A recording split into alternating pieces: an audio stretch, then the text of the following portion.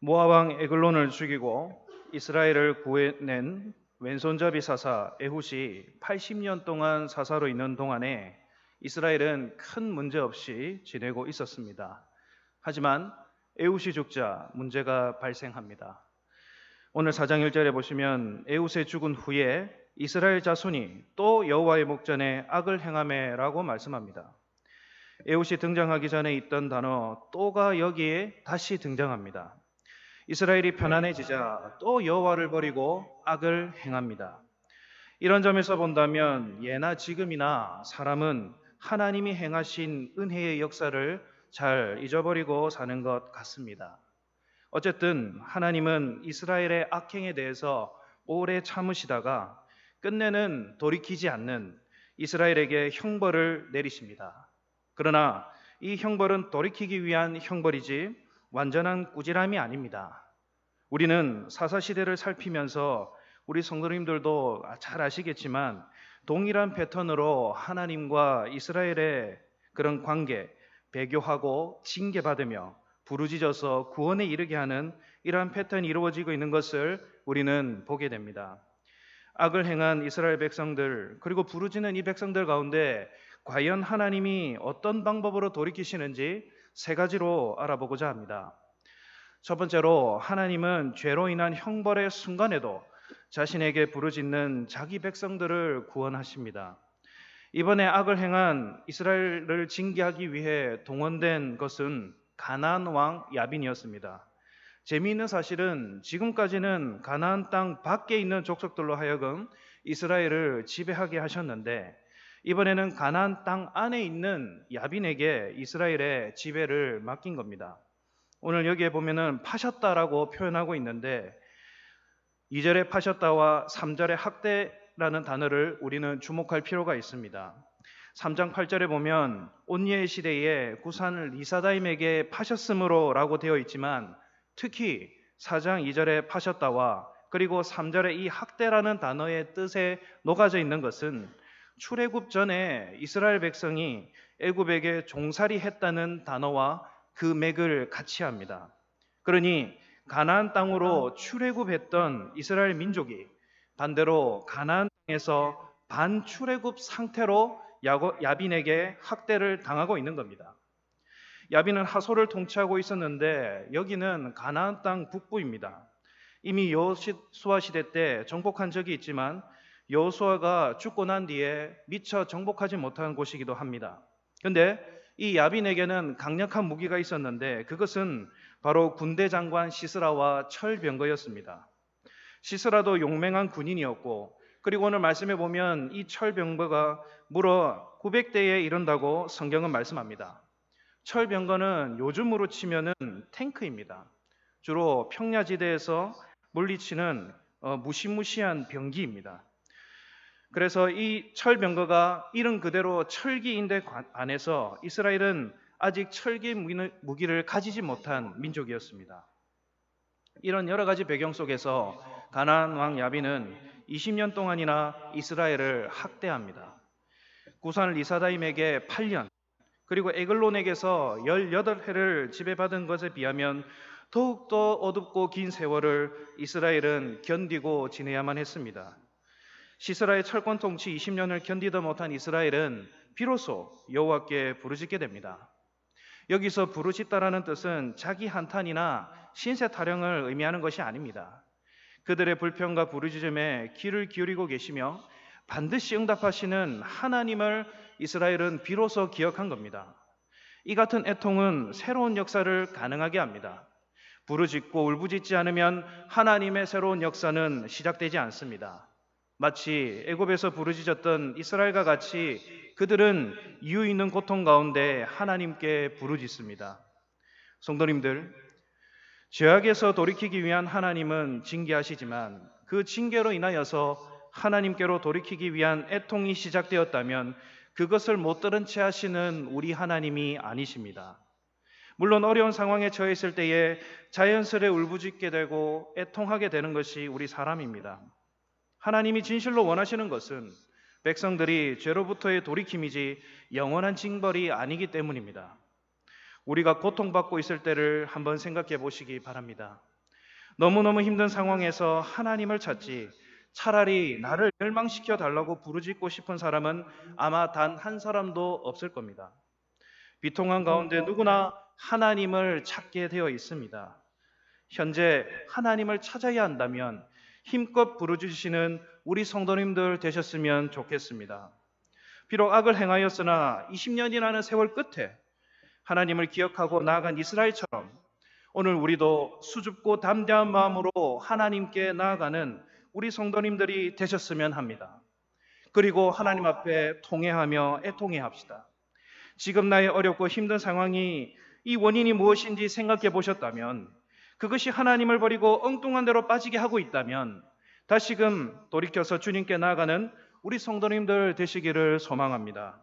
그리하여서 원망 불평하는 마음이 아니라 다시금 주님을 바라보기로 작정하기를 소원하는 우리 모든 주의 백성들 다 되시기를 진심으로 바랍니다. 두 번째로 하나님의 말씀과 역사하심에 적극적으로 믿고 순종하는 마음을 가져야 합니다. 역시나 하나님은 자기 백성들의 부르짖음을 그냥 지나치시는 분이 아니십니다.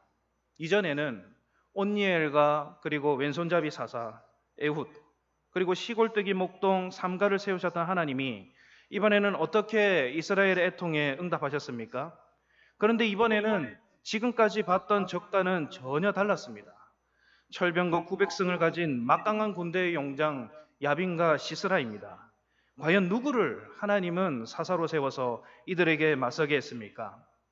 오늘 4장 4절에 보면 그때의 랍비돗의 아내 여선지자 드보라가 이스라엘의 사사가 되었는데 라고 말씀합니다.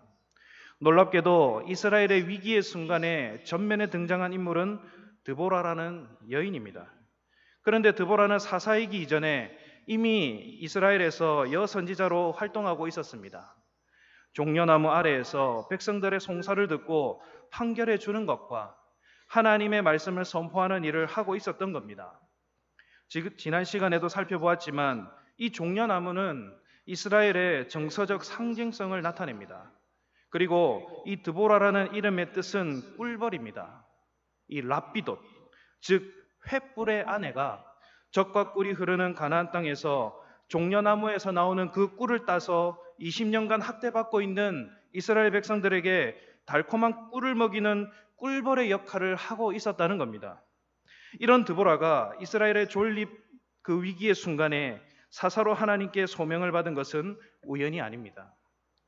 그렇다고 시스라의 900 철병거에 대항할 이스라엘 남자들이 한 명도 없어서 그때 당시에 인구 괴소에도 들어가지 못하는 여인을 세운 것도 결코 아닙니다.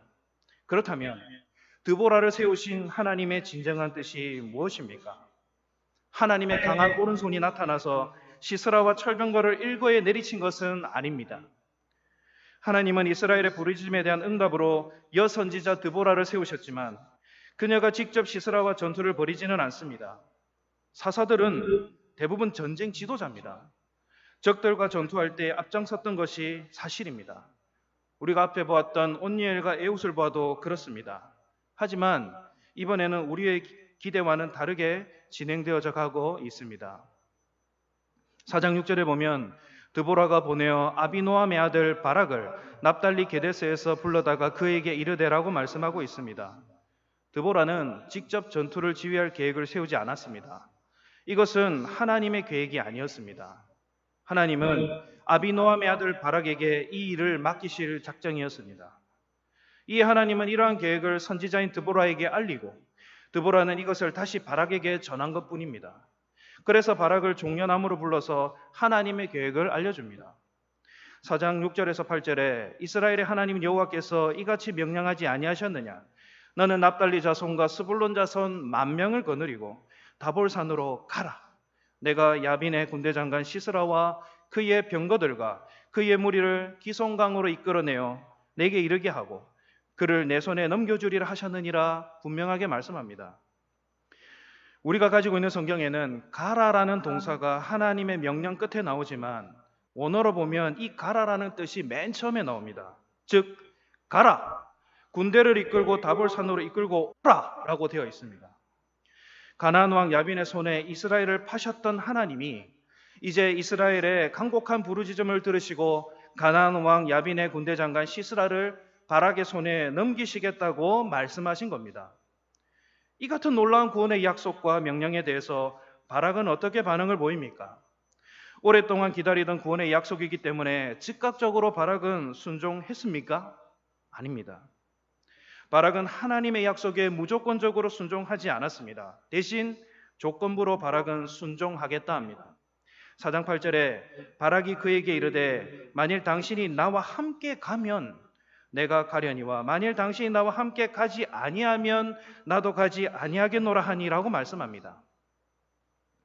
바락은 드보라를 통해서 하나님의 말씀과 명령을 들었지만 그 말씀에 바로 순종하지 않았습니다. 오히려 순종하지 못했다는 편이 더 나을지도 모르겠습니다. 오히려 드보라가 말한 가라는 명령이 바락의 대답에 무색해지는 순간입니다. 바락, 그 이름의 뜻은 번개를 의미합니다. 하박국 3장 11절에 보시면 날아가는 주의 화살의 빛과 번쩍이는 주의 창의 광채로 말미암아 해와 달이 그 초소에 멈추었나이다 말씀합니다. 여기서 말하는 주의 창이 바로 번개를 의미합니다. 번개는 하나님이 사용하시는 무기입니다. 그러니 이 번개더러 가라라고 말하면 번개는 가야 합니다. 그런데 이상하게도 이 번개, 바락은 가지 않습니다. 하나님의 말씀을 듣고 적들에게 잘 뽑혀진 번개처럼 가서 그들을 넘어뜨려야 하는데 바락은 가지 않습니다. 아마도 그는 여호와의 사자를 자기 곁에 두고 지시를 받으면서 전쟁에 나아가려고 한 것이라 핑계했을지도 모릅니다. 그러나 여기에는 그 이상의 무엇이 있습니다. 바락은 여호와 하나님의 말씀을 온전히 신뢰하지 못했기 때문에 자기의 적은 믿음과 적은 용기를 붙들어 줄 수 있는 그 근거로 드보라의 용기와 믿음을 필요로 한 겁니다. 성도님들, 오늘 이 바락의 모습을 보시면서 어떤 생각이 드십니까? 하나님의 말씀이 주어졌음에도 불구하고 왜 앞서 나가서 시스라를 물리치지 않는가 하고 정죄하는 마음이 드십니까? 아니면 나도 바락처럼 하나님의 말씀이 임해도 주저한 적은 없는가? 라는 생각이 드십니까? 우리는 바락보다 더 많은 선지자의 글들과 선언 그리고 사도들의 메시지를 가지고 있고 우리의 주님이신 예수 그리스도의 살아있는 말씀을 우리는 가지고 있습니다. 우리는 현재 순종하고 있습니까? 주저하고 있습니까? 바락의 태도가 전혀 이해가 되지 않는 것은 아닙니다. 하나님의 말씀이 임했을 때 무엇인가 가능성이 보이고 확신이 들어야 직접 뛰어들 것 같은데 변한 것은 아무것도 없습니다. 철병거가 다 고장이 나서 못 쓰는 상황도 아니고 시스라와 그의 군대가 전염병으로 다 쓰러져 있다는 정보도 없는데 전투 경험이 전무한 1만 명만 데리고 가라 하니 바락의 입장을 충분히 이해하면 이해할 수 있습니다. 그런데도 그저 약속의 말 하나만 믿으라니 이게 사실 말처럼 쉽습니까? 더욱이 하나님의 약속은 가능성이 없어 보이는 그 암울한 현실 가운데 주어졌기 때문에 어쩌면 바락은 더 믿기 어려웠을지도 모르겠습니다. 이런 점에서 오늘날을 사는 우리도 마찬가지입니다. 암울한 현실에서 때로는 하나님이 주신 약속을 쉽게 받아들이지 못합니다. 그저 내가 가진 경험과 현실에 갇혀서 그 너머에 계신 하나님의 계획을 보지 못합니다. 그러므로 우리는 우리 내면에 가두어 놓은 상상력을 깨고 현재 나에게 부어주시는 하나님의 약속을 믿는 그 말씀에 순종하는 마음을 가져야 하겠습니다. 제가 전도사 시절에 초등부 여름 성경학교를 준비하고 있었습니다. 준비하는 그 과정 가운데 코에 수포가 올라오기 시작했습니다. 화장품을 잘못 썼는가 아니면 뭘 잘못 먹었는가 피부과에 가서 알아보니 대상포진이었습니다. 코에 포진 자국이 있고 이 바이러스가 눈까지 들어가서 실명의 위기에 처했습니다. 교회 사역과 성경학교는 코앞에 있는데 제 몸에 병이 드니 답답하기 그지 없었습니다. 성경학교를 미룰 수도 없고 그리고 약을 초반에 이제 처방해서 회복은 더딘 가운데 하나님의 말씀을 만났습니다. 제가 그때 만난 하나님의 말씀은 출애굽기 14장 13절에서 14절 말씀입니다. 모세가 백성에게 이르되 너희는 두려워하지 말고 가만히 서서 여호와께서 오늘 너희를 위하여 행하시는 구원을 보라. 너희가 오늘 본 애굽 사람을 영원히 다시 보지 아니하리라. 여호와께서 너희를 위하여 싸우시리니 너희는 가만히 있을지니라. 이 말씀을 제가 받으면서 하나님의 일에 내가 왜 걱정을 하는가? 하나님이 직접 싸우신다. 하나님이 하신다라는 믿음을 가질 수 있었습니다. 그래서 무사히 여름 성경학교를 잘 마무리할 수 있었습니다. 사랑하는 성도님들, 아무쪼록 하나님의 말씀이 임하면 그 말씀에 즉각 엎드려 순종하는 우리 성도님들 되시기를 진심으로 바랍니다. 주저하는 바락에게 드보라는 이야기합니다. 9절에 이르되 내가 반드시 너와 함께 가리라. 그러나 내가 이번에 가는 길에서는 영광을 얻지 못하리니 이는 여호와께서 시스라를 여인의 손에 파실 것임이라 하고 말씀합니다. 결국 시스라와의 전투에서 주도권은 바락에게서 드보라에게로 넘어갑니다. 바락의 주저하는 태도, 그의 신앙의 부족, 드보라에 대한 의존은 하나님의 약속을 바꾸어 놓는 결정적인 증거가 됩니다. 물론 하나님의 종 바락이 주저했다고 해서 하나님의 말씀이 취소되고 약속이 취소되고 구원이 취소되는 것은 아닙니다. 하나님의 수많은 계획들 가운데 바락의 손이 아니더라도 이 여인의 손에 의해 시스라를 넘기시는 분이 우리 하나님이십니다. 그렇다면 여기에서도 우리는 무엇을 교훈으로 삼을 수 있겠습니까? 하나님의 약속에 순종하지 못하면 그만큼 손해는 우리가 보게 됩니다. 그러므로 사랑하는 우리 성도님들은 하나님의 말씀을 받을 때에 즉각적으로 순종할 줄 아는 우리 믿음의 백성들 다 되시기를 진심으로 바랍니다. 마지막으로 하나님의 구원 역사는 완전한 마침표로 마무리됩니다. 마침내 드보라는 바락과 함께 게데스로 나아갑니다. 거기서 1만 명의 납달리 스불론 지파 사람들과 함께 다볼산에 올라가서 적을 기다리며 전투 준비를 끝냅니다. 한편 시스라는 이 같은 정보를 듣고 모든 병거를 동원해서 기송강으로 나아갑니다. 이제 결전의 시기가 다가왔습니다. 하지만 바락과 이스라엘 군대는 이 위용을 보면서, 시스라 군대 위용을 보면서 넋이 나갔는지도 모릅니다. 그 군대를 보면서 어찌 떨지 않을 수 있겠습니까? 여기서도 드보라는 주도권을 놓쳐버립니다. 14절에 드보라가 바락에게 이르되 일어나라. 이는 여호와께서 시스라를 내 손에 넘겨주신 날이라. 여호와께서 너와 앞서 나가지 아니하시느냐 말씀합니다. 여기서 넘겨주신이란 쓰인 이 동사는 이미 다 끝난 행동을 가리키는 완료 시제입니다. 즉 전쟁은 이미 끝난 것을 의미합니다. 그렇다면 바락의 손에 시스라가 들어온 것인데 여인의 손에 넘겨질 것이라는 조건은 아직 유효합니다. 어쨌든 바락은 드보라의 외침에 군대를 거느리고 산 밑으로 나아갑니다. 용사이신 하나님만을 따라가면 됩니다. 실제로 여호와께서 바락 앞에서 시스라의 모든 군대를 격파하십니다. 15절 윗부분에 여호와께서 바락의 앞에서 시스라와 그의 모든 병거와 그 온 군대를 칼날로 쳐서 패하게 하심에 말씀합니다. 여기에 쓰인 하나님의 무기는 사사기 5장에 나타나지만 비와 번개입니다. 기송강은 평소에는 물이 차 있지 않는 개울이라고 합니다. 그런데 시스라와 그의 철병거가 기송강을 건너서 산으로 진격해 나갈 때 갑자기 비와 번개가 내려서 모든 철병거가 진흙탕에 빠지게 된 것입니다. 아무리 무서운 철병거를 할지라도 바퀴가 진흙에 빠지면 무용지물 아니겠습니까? 그러자 시스라의 군대는 바락의 군대에게 몰살을 당하고 시스라 본인도 철병거에서 내려서 도망쳤다고 말씀합니다. 바락의 군대가 시스라에게 승리했지만 아직 끝이 나지 않았습니다. 왜냐하면 시스라가 살아있었기 때문입니다. 여기에도 하나님의 완벽한 구원하심이 드러납니다. 11절에 보면 아주 재미있는 말씀이 있는데 모세의 장인 호밥의 자손 중 겐 사람 헤벨이 자기 족속을 떠나 게데스에 가까운 사이나님 상수리 나무 곁에 이르러 장막을 쳤더라라고 말씀합니다. 이 본문의 내용과는 뭔가 맞지 않지만 그러나 17절에 시스라가 걸어서 도망하여 겐 사람 헤벨의 아내 야엘의 장막에 이르렀으니 이는 하솔과 야빈과 겐 사람 헤벨의 집 사이에는 화평이 있음이라라고 말씀합니다. 시스라가 도망간 곳은 자기와 동맹에 있는 헤벨의 장막이었습니다. 그런데 오늘 이 말씀에 헤벨은 어디에 갔는지 모르겠지만 그의 아내 야웰이 나와서 시스라를 영접합니다. 그리고 18절에 나의 주여 들어오소서, 내게 들어오시고 두려워하지 마소서라고 말씀합니다. 이 말을 하면서 시스라를 안심시킵니다. 그리고 오랜 전투 끝에 갈증을 호소하는 시스라에게 우유 부대를 열어서 시스라에게 건넵니다. 이 야엘이란 이름의 뜻이 산염소입니다. 즉 산염소가 우유를 제공한 셈이 되는 겁니다. 그리고 이 우유를 마신 후에 잠이 든 시스라를 야엘은 말뚝으로 그에게 최후를 맞이하게 합니다.